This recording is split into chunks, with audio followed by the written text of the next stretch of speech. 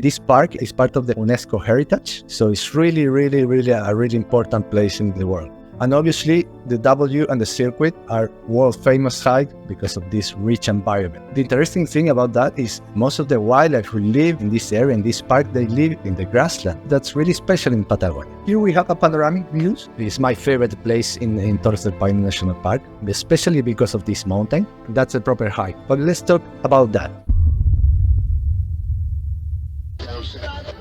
Hi guys, first of all, I want to present myself. My name is Matías Garcés. You can call me Matt. I am a family man with 2 kids, Emily Rose, who has 5, and Martin, who has 3, and my wife, Marina. We live here in Puerto Natales, who is the closest town to the Torres del Paine National Park. This is the photo where we have in the right here, the 3 towers of Paine. I have been guiding here for more than 9 years. I was very lucky to live inside of the park for 3 years, working in a luxury hotel, an exploration hotel, which is called Hotel Explora, and have been working in other companies, a really high standard company, like for example, Quasar, who is a company who has a connection with Galapagos, and Hotel Singular, who is like a high standard hotel located here in Puerto Natales. And probably the last 3 years, I have been a digital guiding to a lot of people, because now my work is more like a booking manager for different companies, like a 57 hours. I have been working in this environment for a long time. My profession is not tour guide like a official profession. Actually, my background is graphic design and photography. So that helped me a lot in this profession to looking for that outdoors landscapes, and help the people related with that kind of things in the middle of the hikes.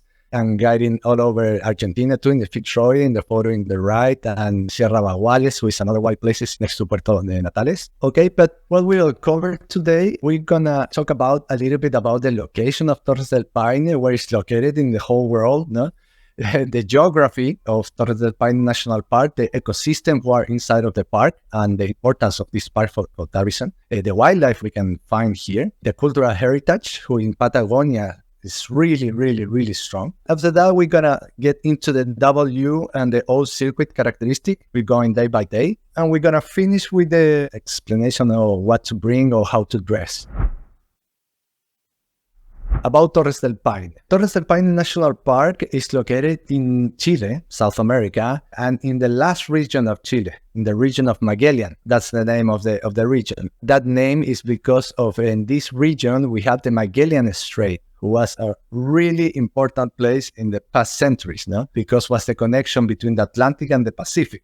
Actually, Punta Arenas, who is this point here, is the main city in the whole area. Actually, it's the capital region. Here we have, for example, the line, this is the border with Argentina. So Patagonia and this part of Chile is an area who is really connected with Argentina and with the pampas, the grasslands here, and for the west side with the fjords, with a lot of fjords. And from Puerto Natales, 250 kilometers to the north, is located Puerto Natales, just in the open door for all the glaciers and all the fjords located here in this crazy geography.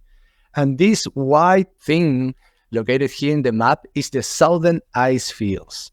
The Southern Ice Fields are the 3rd biggest mass of ice in the whole planet. First is Antarctica, second one is Greenland, and this is the 3rd big mass of ice, okay?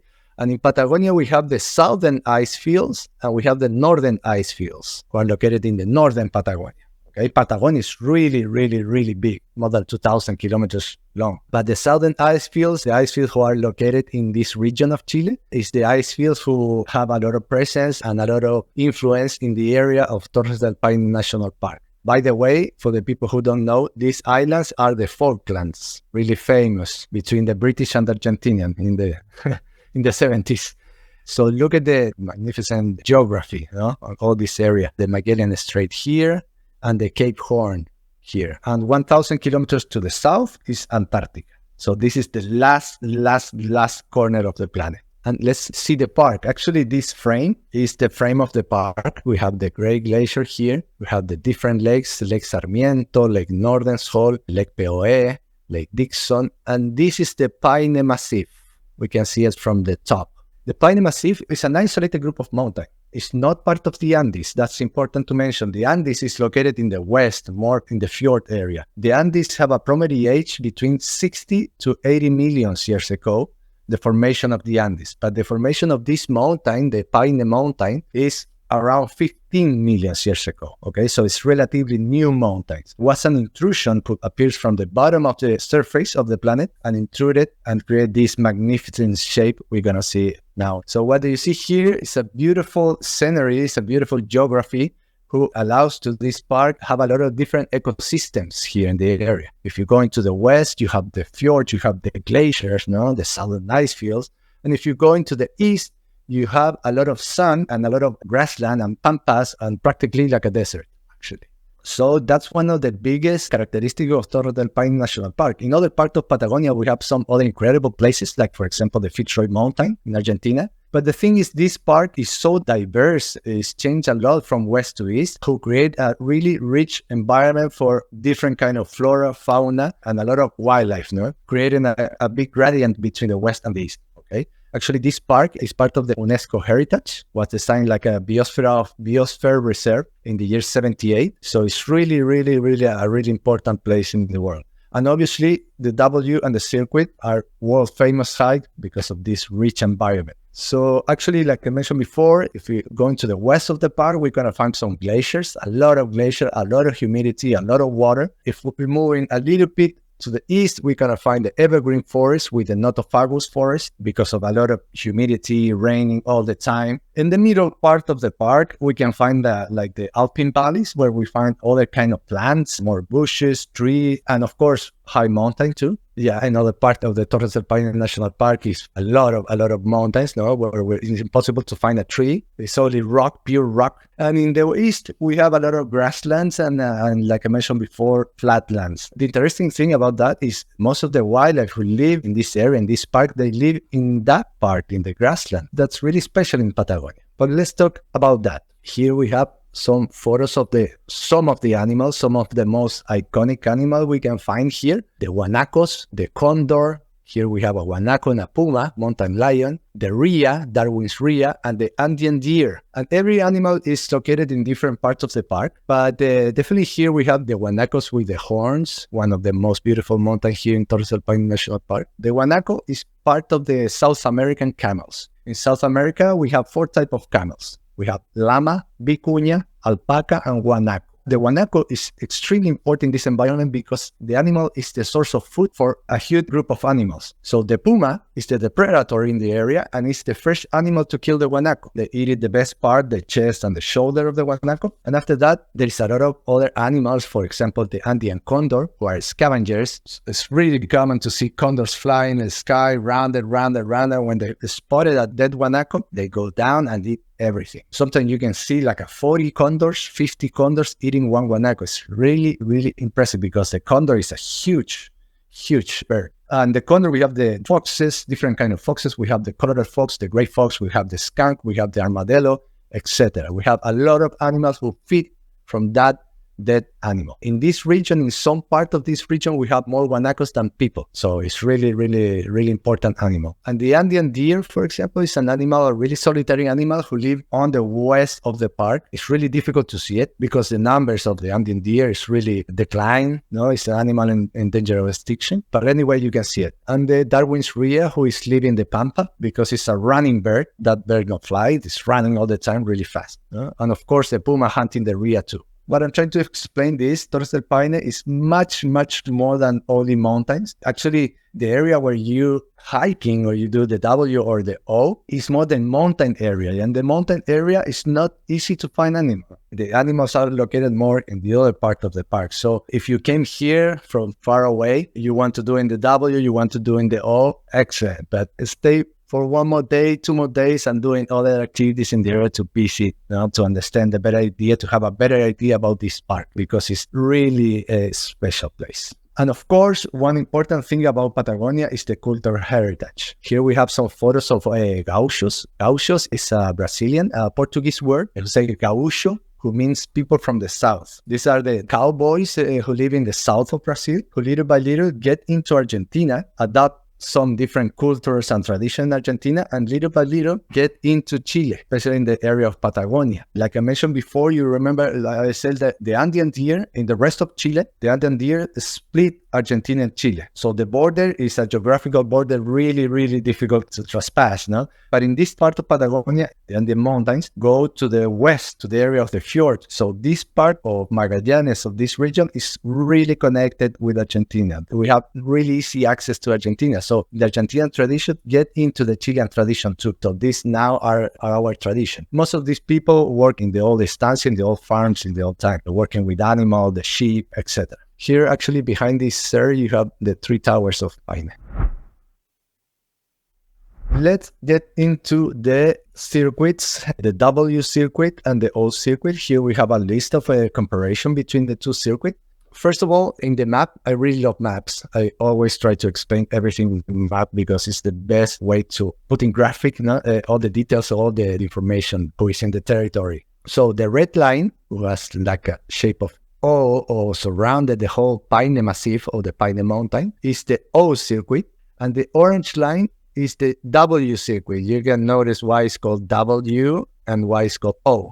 The cool thing about the O, in difference with the W, is the O included the W. That's a proper hike. So if we compare these 2 activities, for example, the W circuit, 47 miles, 2,900 feet of elevation, you can do it in 5 days, 4 nights. You can do it in both directions, from east to west or west to east, which is really good. You can add in extra excursions when you arrive to the Grey Glacier, to this area. We have 2 extra activities. You can buy like an extra, who is doing an ice hike over the glacier for around 6 hours, or doing like a kayak excursion surrounded or between the icebergs. Really amazing, really recommended. You can stay in camping and refuge accommodation, and it's running from September to April. In the opposite way, the O circuit is a little bit longer, with long distance, 74 miles, 4,000 feet, the highest elevation here in the John Garden Pass. You do it in 7 days, 6 nights. Always is doing by east to west. Always we start in this point and we're doing the hike in that direction.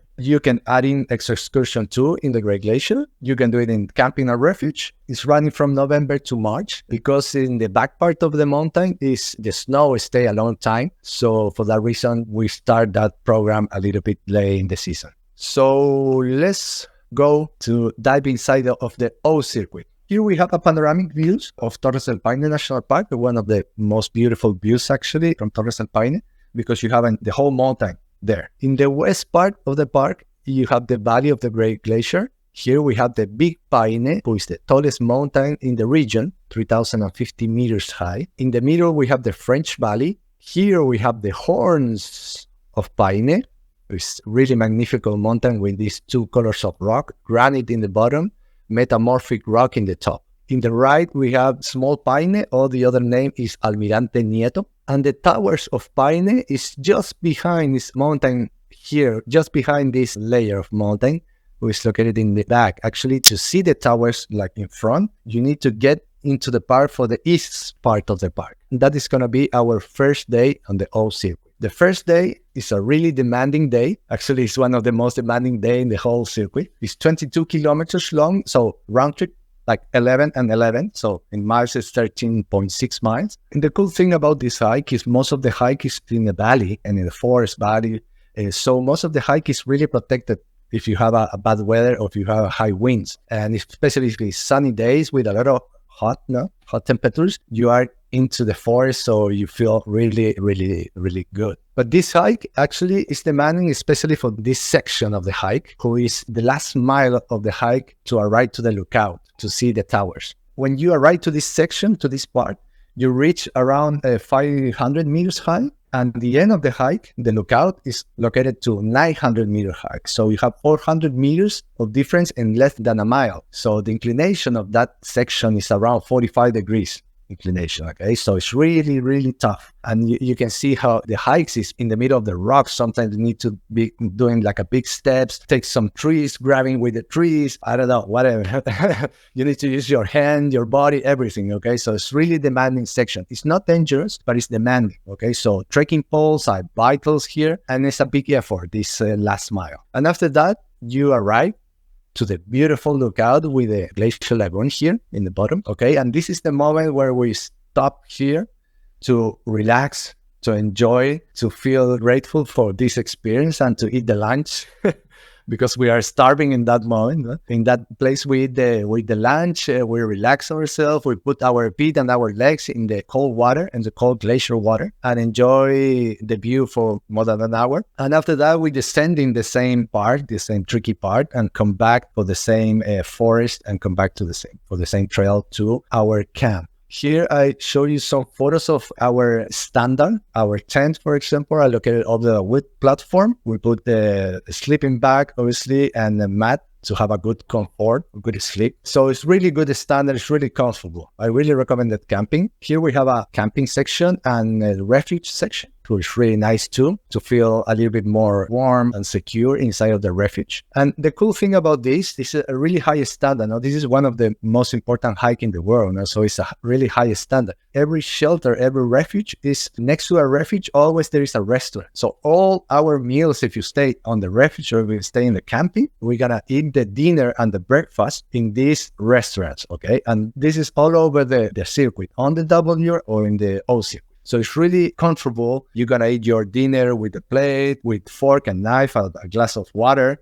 So it's really, really nice and comfortable and warm actually inside of the refuge. Always is with heaters, so it's really nice. The breakfast, you can have an idea about the breakfast here. When we start the day, we eat the breakfast in the morning. We pick up our box lunch, which is going to be our lunch. We're going to eat on the trail and continue to the next camp of the circuit of the old circuit, who is a Seron camp. The hike is around 4 hours. The time depends on your rhythm, of course. In numbers, is 14 kilometers one way, 8.6 miles, and the elevation is practically nothing. The central camping is 70 meters over the sea level, like 100 feet or less than that over the sea level. So the altitude is not an issue here. So this is the Camp Seron with that all look like a Western look. You can have an idea about the camping section. And actually in this section, in this part, in this camping in Seron, there is no refuge. If you buy a refuge program or shelter program, anyway, you're going to have 2 days of camping in the whole program. Okay, so if it's 6 nights in the old circuit, you're going to have 4 nights in refuge and 2 nights in camping. You can have an idea about how is the tent, how is the setup of the camping. The other thing important to mention here is, I don't know if you noticed, but pay attention to these kind of trees, small trees with a lot of branches now. So it's indicated as there is not so much forest here in the area. I say that because in the few more slides, we're going to see something different. Okay, so when I talk in the beginning about the ecosystem, I'm talking about these kind of things. And actually this part of the park, which is located in the east part of the park,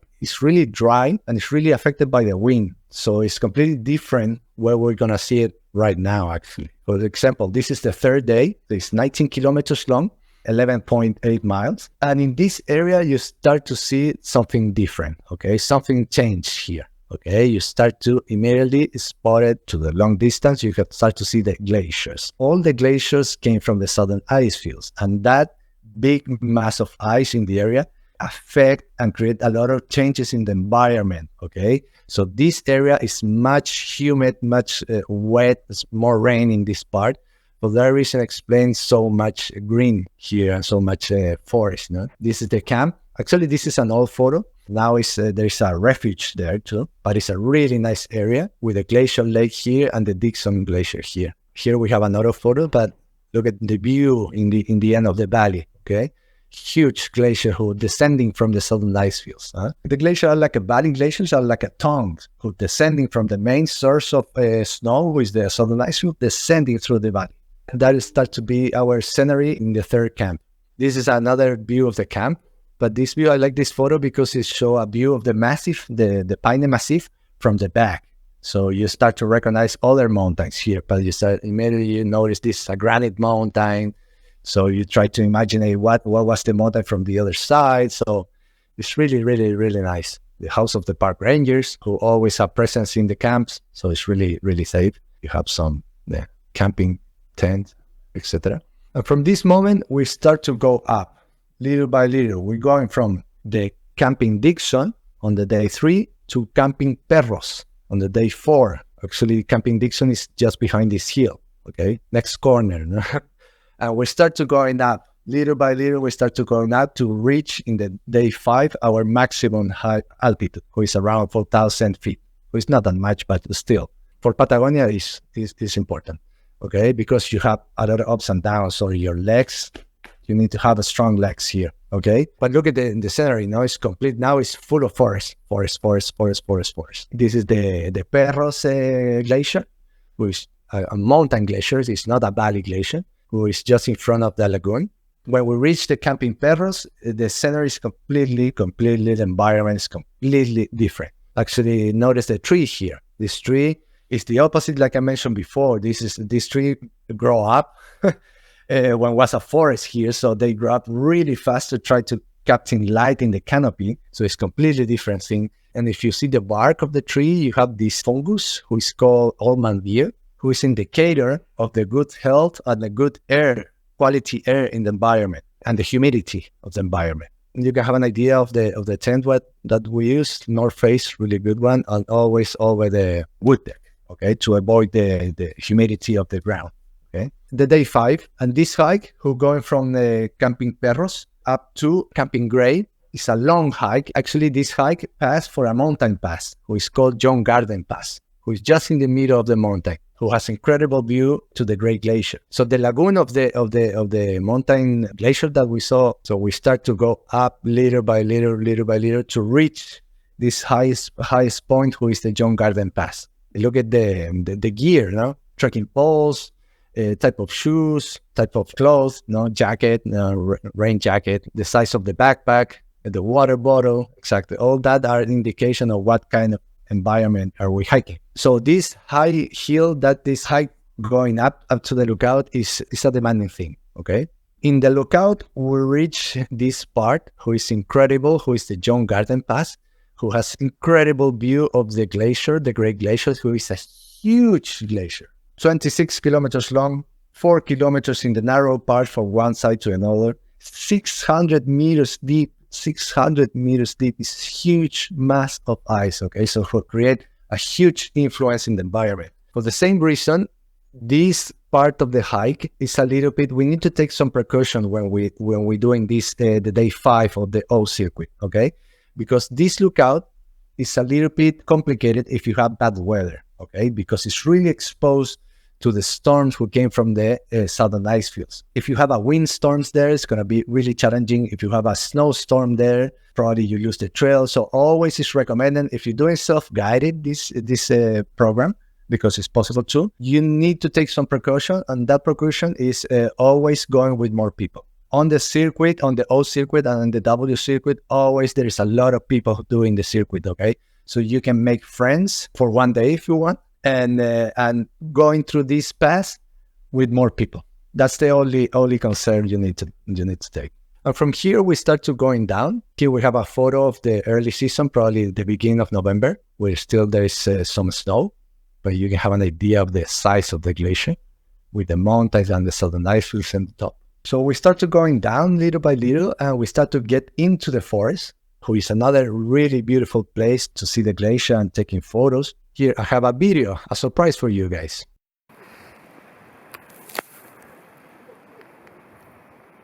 Pictures just can't do justice to how amazing the view is here. This is the Grey Glacier. I'm just above the campsite we're staying at for the night, which is Paso. We just came down over a high mountain pass over there, and now this is the view I have before turning in for the day.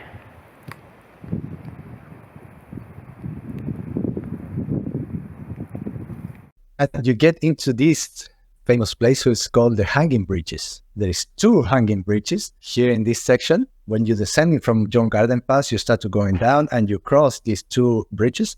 Actually, I am not afraid of heights, but it's take me like 20 minutes to cross one of these bridges.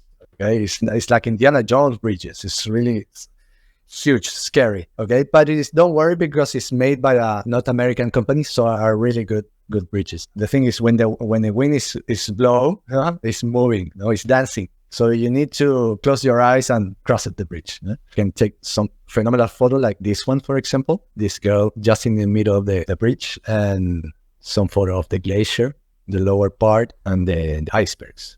And after this, we have the heaven. We arrived to Camping Grey, who has the best restaurant in the whole circuit O&W, the most cozy restaurant. You're gonna feel like you are in heaven. Now, there is a lot of places here for hanging out and stay there and enjoy chatting with your friend all over the world, sending photos to them about your adventures here in Torres del Paine, drinking a bottle of wine. It's a really good place for hanging out and stay there and relax after a long hike. And that's the place where we eat the dinner that day and the breakfast the next morning. And the next day, in the morning, we have opportunity to doing the extra activities like I mentioned before. For example, an ice hike over the Grey Glacier. By the way, the John Garden Pass is up there. So we're descending all that up to the refuge. The extra activities are one of the highlights for me of the park, because hiking over the glacier is unbelievable.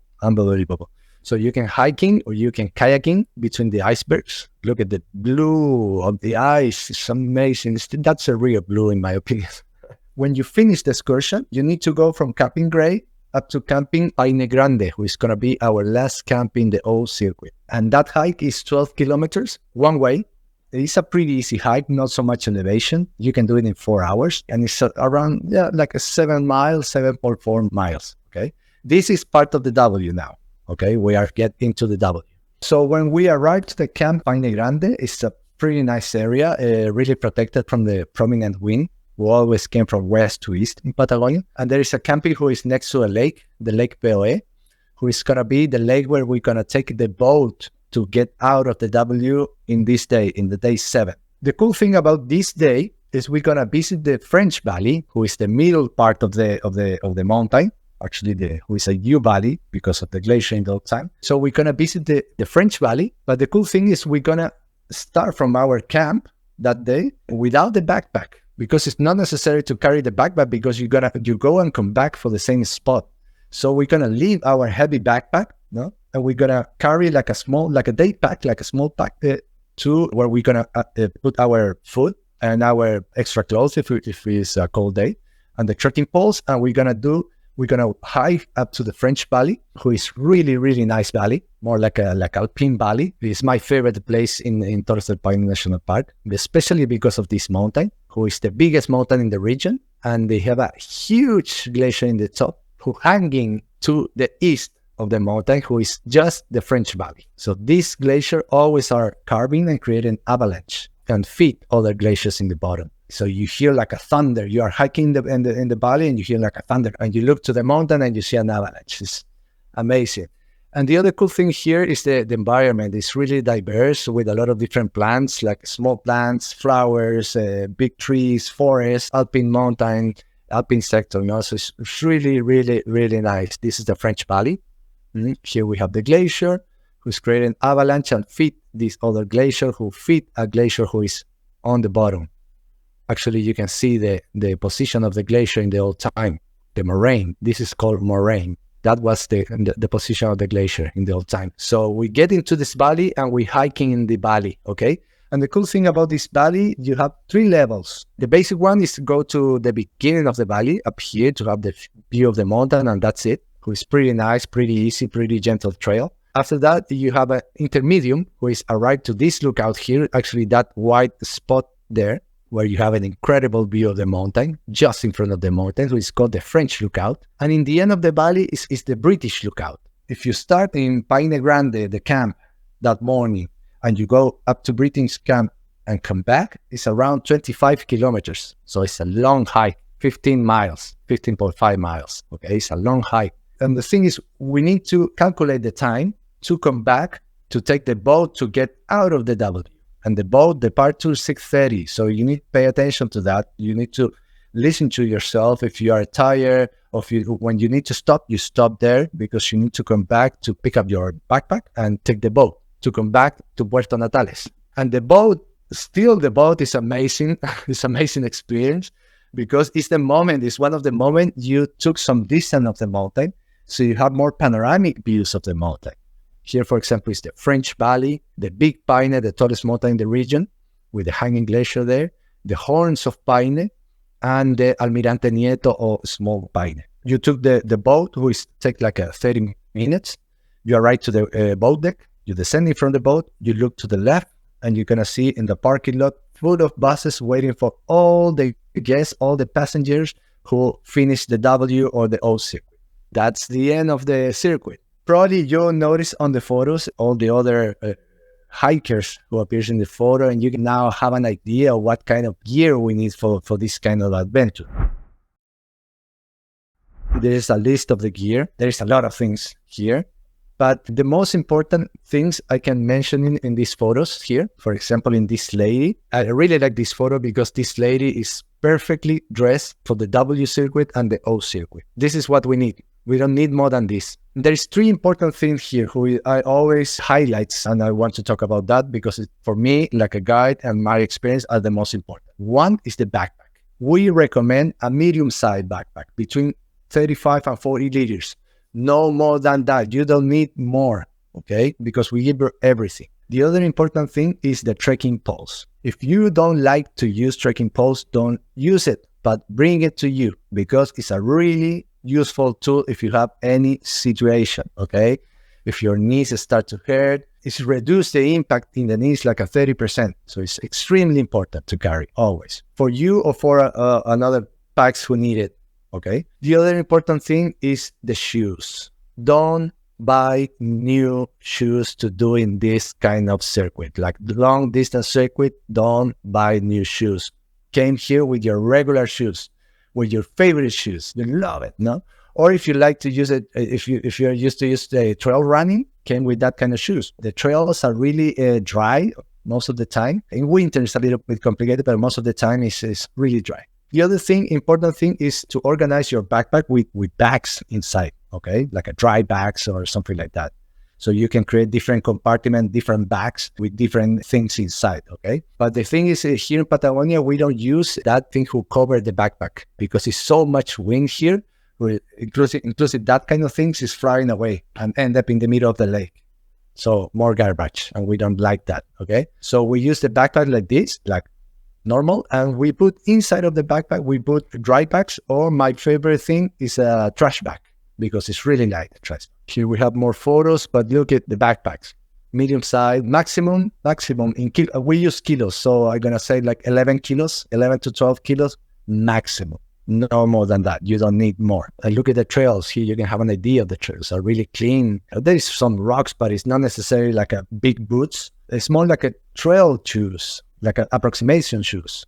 There's a lot of brands in the market. If you carry too much weight, you're going to hurt yourself. And if you carry too little, you're going to miss a lot of things. If we compare these two hikes, we can say the W circuit is more for regular hikers and the O circuit is more for advanced hikers, because in the O circuit is a hike you need to carry a lot of weight for long distance. In the W circuit, most of the hike, the most demanding hike, you do it without a backpack because you leave the backpack on the refuge and you go up and come back. But on the O circuit, you do a long hike with your heavy backpack. So when we say like advanced hiker, we say more like that kind of hiker, the hiker who has that kind of experience. So the legs are prepared, the muscles are prepared for doing long hike with heavy backpack. So they done that. So the W is more like a lightweight. No? Inclusive some people run. It's not allowed to run in the park, but you can, in some places you can do it. And the O circuit is more like a hiking, more like a mountain hike. And the O circuit is mountain hike, but you have more that kind of enjoying the scenery, look at the different environments. So it's a little bit more quiet and to observe and to have a really good idea about the whole ecosystem who create and who mix each other and create this national park. Obviously, in the O, you have less people, and the W, you have a lot of people. And that's it, guys. Bye-bye.